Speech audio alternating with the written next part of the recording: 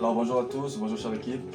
On se présente, nous sommes l'équipe numéro 2 et on vient avec un thème assez important comme monsieur vient de le dire, qui est basé sur l'assertivité. On commence par l'introduction, plutôt le sommaire, excusez-moi. On va voir au sommaire l'introduction, la définition, les enjeux, la facilité, ou du moins les points positifs, les freins, les points négatifs, la conclusion et enfin on va terminer par un quiz.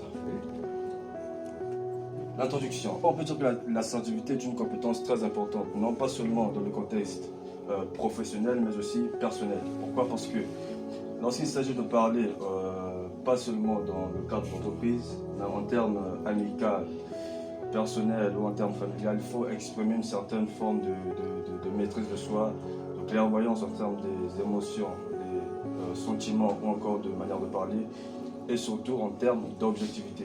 D'où l'assertivité est très importante, une compétence très importante à avoir pour chacun de nous, non pas seulement dans le cadre professionnel, mais aussi personnel. Passons donc à la définition.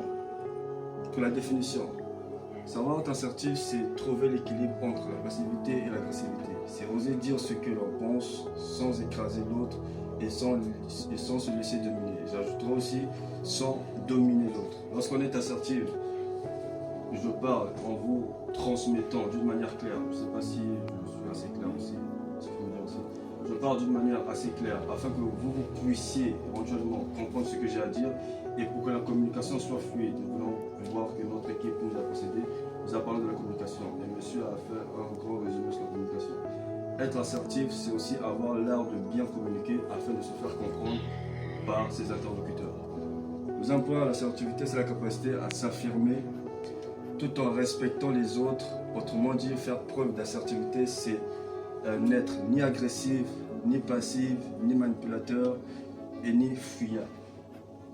Lorsqu'on est assertif, on n'est ni agressif, ni passif, ni fuyard. On considère l'autre comme son égal. Il y a de ceux que je connais, que j'ai côtoyé comme manager, qui ne sont pas assertifs, plutôt dans le domaine d'agressivité.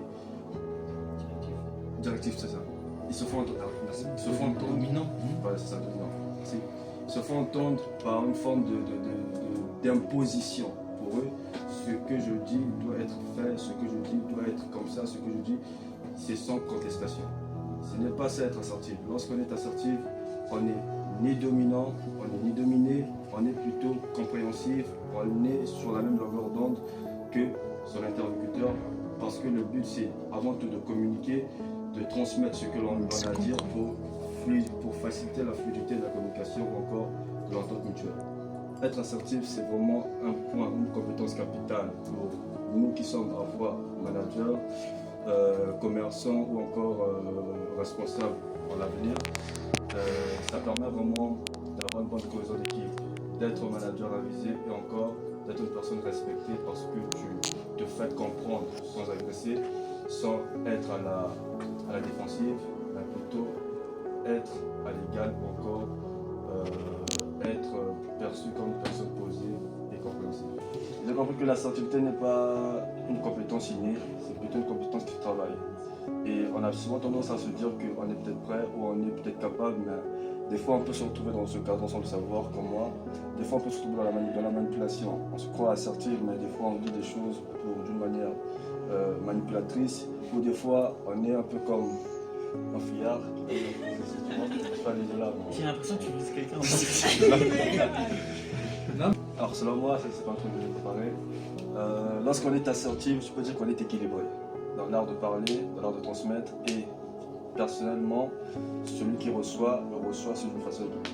Par contre, lorsqu'on est plus agressif, on a tendance à imposer, on a tendance à dicter. Vous voyez, ces trois comportements refus sont nécessaires parfois, mais en prendre conscience, et c'est ce que je fais exactement votre camarade, et je le félicite et je l'encourage, donc il est déjà sur la voie de améliorer sa posture, pour se dire voilà, il faut que je prenne conscience que dans ma façon de communiquer, j'ai tendance à être soit agressif, soit passif, soit dans la manipulation. Il faut que je sois, c'est un warning, et que si je veux progresser, si je veux véritablement avoir une posture de manager et de communicant quelque part, il faut que je travaille sur moi, que je travaille sur mon écoute, je travaille sur ma capacité à prendre en compte la vie des autres, à effectivement ne pas vouloir imposer, mais plutôt argumenter, démontrer que mon point de vue il est nécessaire, mais d'arriver effectivement à concilier les deux points de vue. Donc travailler sur l'assertivité. Parce que quelqu'un d'assertif, on va le voir, enfin je vais vous laisser parler, c'est aussi faire preuve d'authenticité. Et votre collègue il a déjà cette qualité, et je vous en félicite, je le dis haut et fort, votre authenticité. Je l'ai noté.